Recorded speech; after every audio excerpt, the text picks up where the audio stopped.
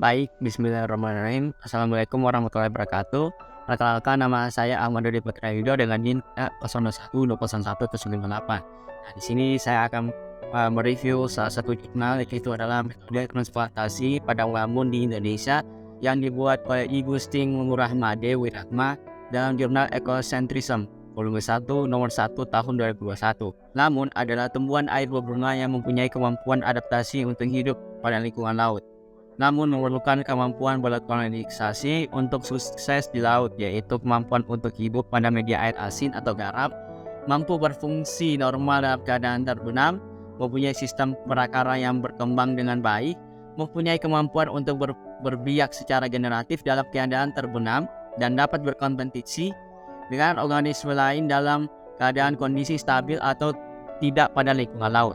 Nah, di sini padang lamun memiliki peran penting pada ekosistem perairan pantai. Lamun memiliki banyak fungsi seperti sebagai daerah asuhan atau nursery ground, daerah mencari makan atau feeding ground, dan memiliki daerah pemijahan atau spawning ground dan ikan-ikan dan biota lain yang memiliki nilai ekonomis tinggi.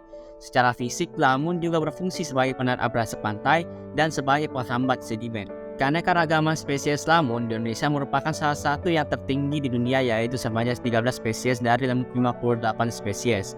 Saat ini padang lamun dirasakan kurang memberikan manfaat secara ekonomi, sehingga masyarakat menganggap padang lamun hanya sebagai rumput yang tidak berguna dan mengabaikan ekosistem tersebut. Nah, di sini berbagai ancaman juga terhadap kelestarian ekosistem padang lamun di Indonesia terus meningkat tahun demi tahun. Kondisi terkini padang lamun di Indonesia menunjukkan bahwa kerapatan lamun sebagian besaran pada kisaran menengah sampai rendah. Data lainnya bahkan menunjukkan bahwa dua spesies lamun, yaitu Halophila beccarii dan Pia maritima, tidak ditemukan lagi keberadaannya di perairan Indonesia.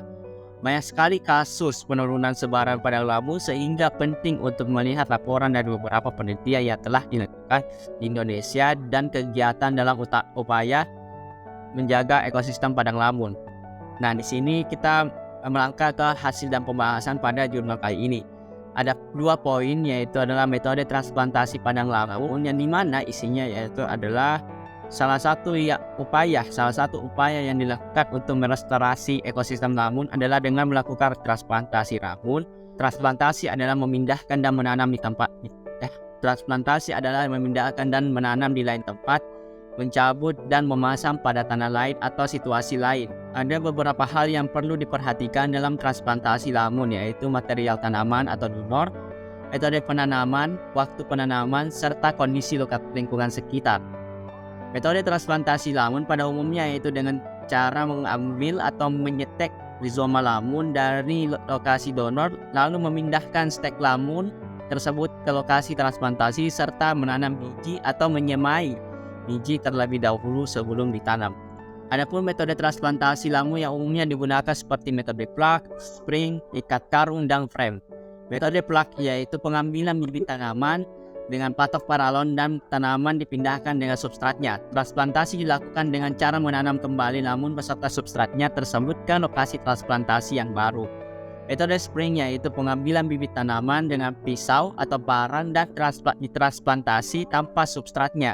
Metode ini ditanam dengan menggali sebuah lubang kecil pada substrat, dalamnya kira-kira yaitu 8 cm, kemudian ditutup dengan substrat yang sama. Ini adalah metode ini hanya dapat berhasil jika arus atau gelombang yang rendah. Metode ikat karung dilakukan dengan mengikat lamun yang ditransplantasikan ke karung yang di dalamnya telah berisi substrat untuk lamun tersebut.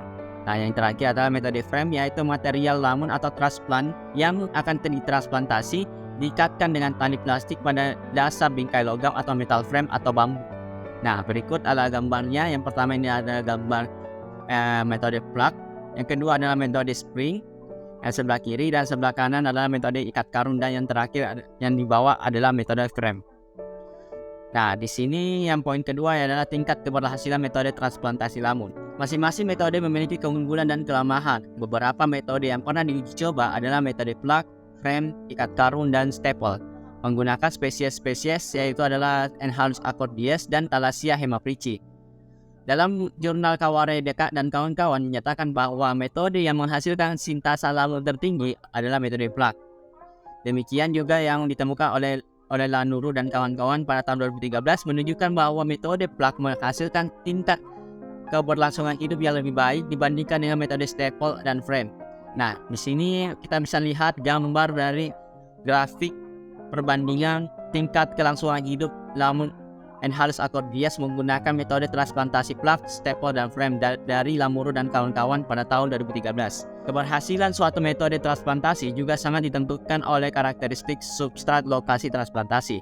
Menurut Lanuru 2011, karakteristik sedimen yang terdiri dari pasir halus berlumpur lebih baik daripada pasir kasar dan kurang berlumpur sebagai substrat transplantasi Lamur Enhanced Accordias. Sedimen pasir berlumpur memiliki daya kohesif sehingga tidak mudah mengalami erosi oleh arus dan ombak yang kuat. Sementara pasir kasar yang mengandung sedikit lumpur lebih mudah tergerus oleh arus dan gelombang. Nah, kita bisa lihat pada gambar ini adalah ketahanan hidup pada dua site dengan kondisi substrat yang berbeda. Di kawasan Labakang dengan pasir halus berlumpur dan juga lae-lae yang memiliki pasir kasar dan kurang berlumpur. Di negara-negara lain, upaya transplantasi lamun telah dilakukan secara besar-besaran untuk merestorasi ekosistem lamun yang rusak. Di Indonesia, upaya transplantasi masih terbatas pada pelaksanaan penelitian-penelitian, sehingga sampai saat ini upaya transplantasi lamun dalam skala besar di suatu lokasi yang kondisi lamunnya rusak belum pernah dilakukan sama sekali.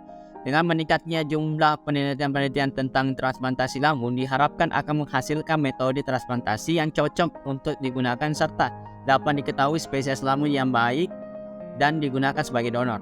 Nah, kesimpulan di sini yaitu adalah metode yang menghasilkan sintasan lamun tertinggi adalah metode plak. Demikian juga yang ditemukan oleh Lamuru dan kawan-kawan pada tahun 2013 menunjukkan bahwa metode plak menghasilkan tingkat kelangsungan hidup yang lebih baik dibandingkan dengan metode staple dan frame. Keberhasilan suatu metode transplantasi juga sangat ditentukan oleh karakteristik substrat lokasi transplantasi. Menurut Lanuru 2011, karakteristik sedimen yang terdiri dari pasir